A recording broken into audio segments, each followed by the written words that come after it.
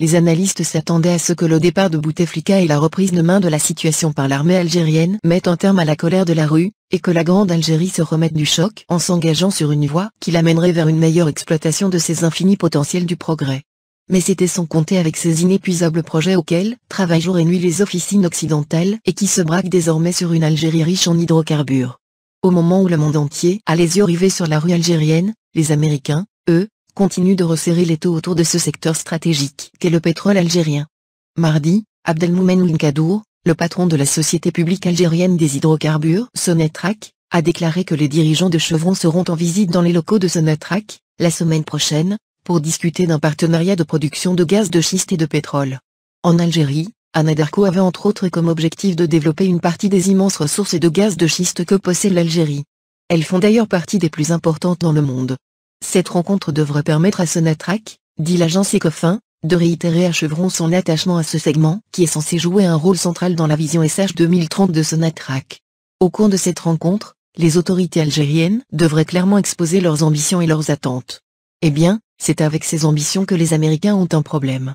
Alors que les Algériens s'apprêtaient pour un 9e vendredi de mobilisation, Chevron a déclaré la semaine dernière qu'elle achèterait le producteur de schiste Anadarko pour 33 milliards de dollars, Anadarko qui est pour le reste, la plus grande entreprise étrangère en termes de production de pétrole en Algérie avec une production estimée de 260 000 barils par jour.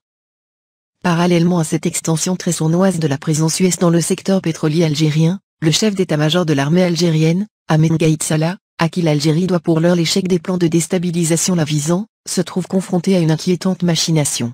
Le maréchal libyen Khalifa Haftar continue à faire marche sur Tripoli à la faveur du soutien US France Arabie Émirats, son objectif étant entre autres choses de s'emparer des terminaux pétroliers de Tripoli et d'exporter comme le souhaitent ses commanditaires le pétrole libyen.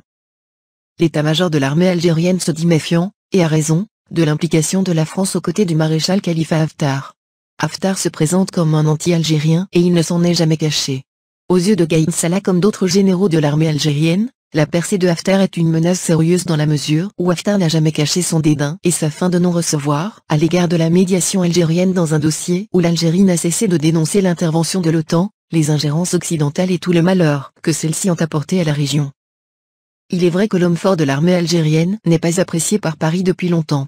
Et certains affirment que les agissements français à Tripoli visent à pousser le général algérien à négocier. L'Élysée a toujours classé Ahmed Gaïd Salah comme le parfait ambassadeur de l'anticolonialisme français en Algérie et surtout comme un ami de la Russie au Maghreb. Une fois acquis le départ de Bouteflika, Paris a cherché à se repositionner auprès des nouvelles autorités algériennes.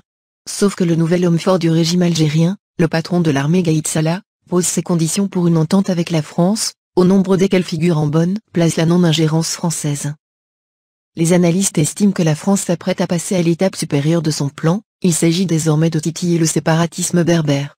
La Direction générale de la Sûreté nationale, DGSN, a démenti, via un communiqué, de fausses informations largement relayées sur les réseaux sociaux, dans la soirée du mercredi 17 avril. Ces informations portent sur l'interdiction par la DGSN des drapeaux amazigh lors des manifestations organisées à travers plusieurs villes de l'Algérie.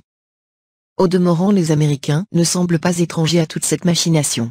La Maison-Blanche a révélé que le président Donald Trump s'était entretenu au téléphone le lundi 15 avril avec le maréchal Khalifa Haftar.